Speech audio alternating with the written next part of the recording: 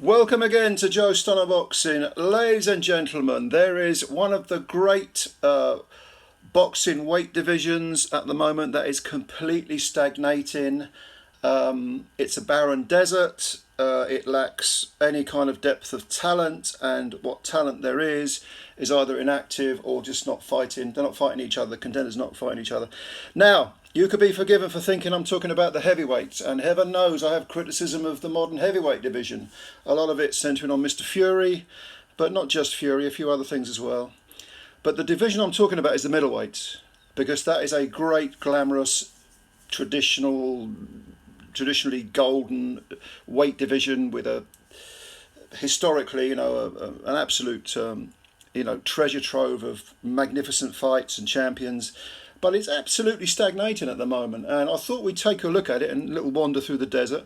Let's go through the ruling bodies, and we'll pick out a few. We'll pick out the champions, and we'll also talk about a few of the people who are ranked contenders.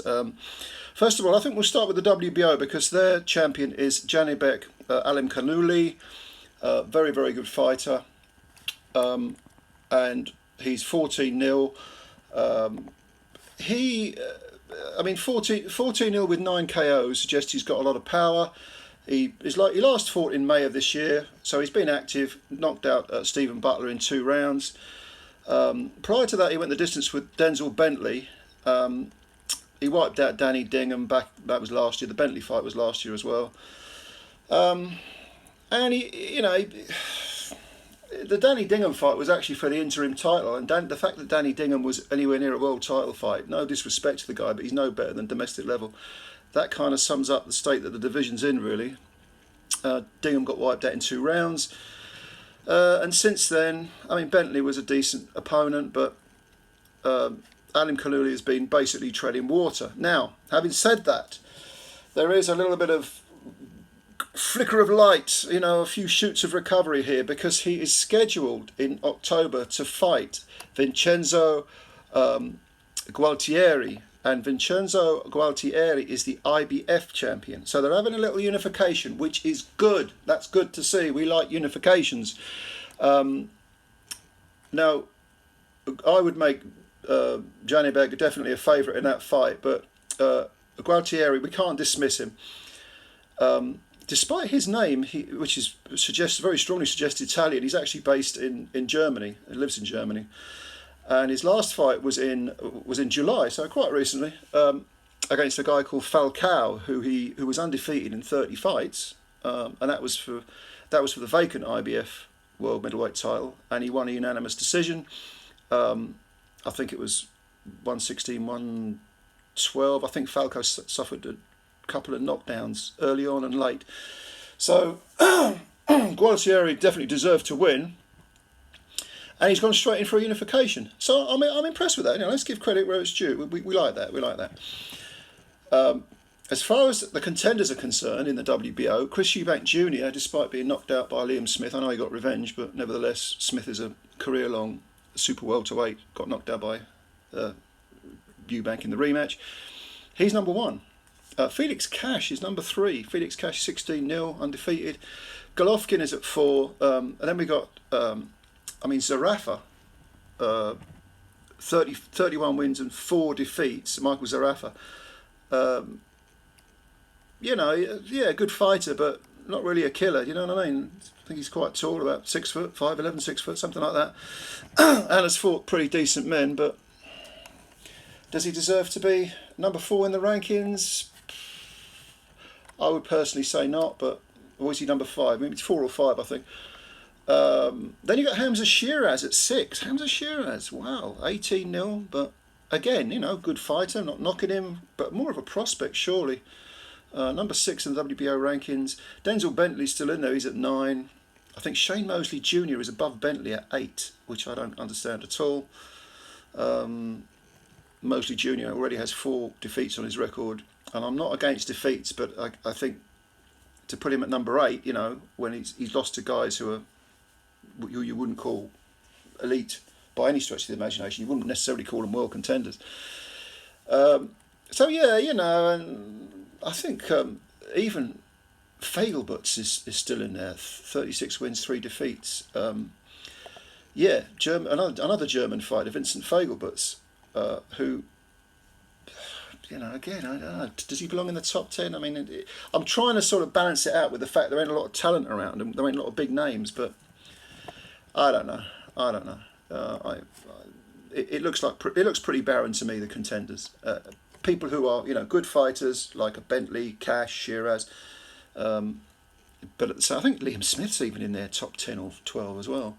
Anyway, that's the WBO. But at least we've got Alam Kanuli fighting a unification, so that's good. That's good. I'm not going to knock that. Now with the let's move on to the IBF, which I mentioned already that Gualtieri is their champion. But here's a weird thing. I looked at their rankings and positions 1 and 2 in their top 10 contenders are vacant. How can you have positions that are vacant? Apparently they are, but And then you've got a slew of people who are not exactly going to set the world alight. Mikhailovic, I think, is in the top 5. Radovan, and Mikhailovic and Radovan are 2, undefeated fighters. But would you put them in? I don't know. Would you put them in the top 5? Even Escriva Falcao, who's 30 wins, 1 defeat. He's had 4 wins since he lost a unanimous decision, but at the same time, top 5? I don't know. Maybe in this current climate, yeah. And also, again, Felix Cash is in there. I think he's about 8 or 9, something like that. Amo Williams is in there. He's 15-0. He fought at the weekend. Mosley Jr. I think is in the top 10, but again, not really setting the world alight. Fagelbutz, I think, might be in the top 12 or 15. Fagelbutz is getting a pretty good gig actually with these rankings. But anyway, that's the IBF. WBA is Eruslandi Lara is the champion. 29 wins, 3 defeats, 3 draws, and Lara, I'm trying to remember when he last fought and who he last fought against. It was last year against the Irish fellow, wasn't it? Spike O'Sullivan stopped him in 9. But that's got to be about 16 months. I'm doing this off memory, but yeah. Amo Williams is 2. Again, Michael Zarafa's at 1, but Amo Williams is at 2. Again, Zarafa with 4 defeats. Again, I don't want to knock Zarafa too much because I'm not a guy who thinks defeats necessarily are a bad thing. You learn from them. But to put him at 1? No, I don't get it. Williams, anyway, Amo Williams is at 2. And he's a rising star in the middleweight division. DAZN are pumping him up. But you go down their rankings and there are some people who I'm not even familiar with, if I'm being honest with you. Undefeated fighters who look to me more like prospects than... and actually, now I think of it, this kind of sums up the WBA for me perfectly. Because at number 10, they have a guy who must be, 50 now? Sergio Martinez. 57 wins, 3 defeats, 2 draws. Is on the comeback trail, has had, I think, 4, 5, 6 fights against lower level guys. He beat Brian Rose actually on points over in Spain. I've seen drips and drabs of his comeback, but the guy's 50 and he's in the top 10. So I don't know. Well, Mosley Jr., I think he's in the top 10 or top 12. But this is some strange stuff going on with the WBA. And how often have we said that?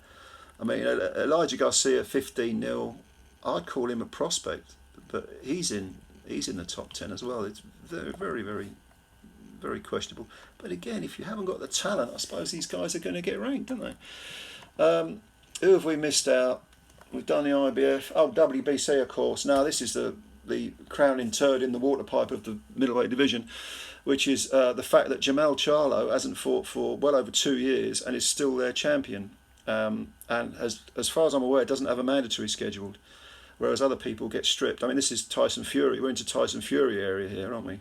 No mandatories for whatever. I don't know what's going on with Jamal Charlo.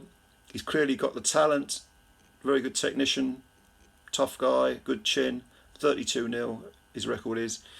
But come on, man. I mean, why has he not been stripped? Why has he not been made champion in recess? I thought the interim belts were meant to deal. If someone was having an issue out of the ring, you put them as a champion in recess, and you put the interim guy in, or you people who fight for the interim belts.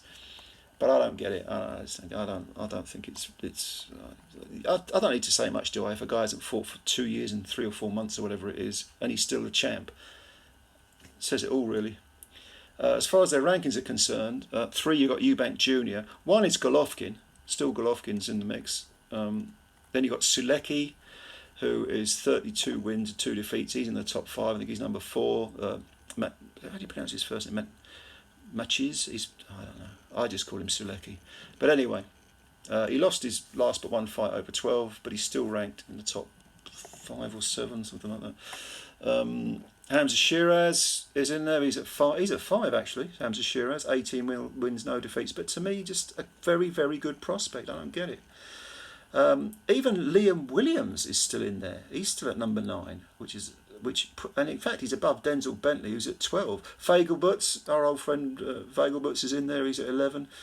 Amo Williams is at 10. I thought he'd be higher.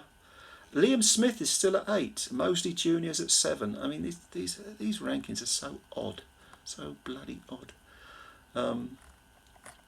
Yeah, it's just really, really strange. Really, really strange. But anyway, the point I'm making is that we have a weight division which has classically been, a great division, but it's just, there's nothing to it now. And put it this way, the Ring Magazine belt is vacant. Golovkin's at 1, Alam Kalouli's at 2, Adames, did I mention Adames? He's at 3, Lara's at 4, Derevenchenko is at 5 in the Ring middleweight rankings. I don't get that at all. I mean, he's a tough, good fighter, but Anyway, what do you think of the middleweight division? Leave your comments below, and of course, subscribe to the channel if you're new. Hit the like button. Spread the word about Joe Stunner Boxing.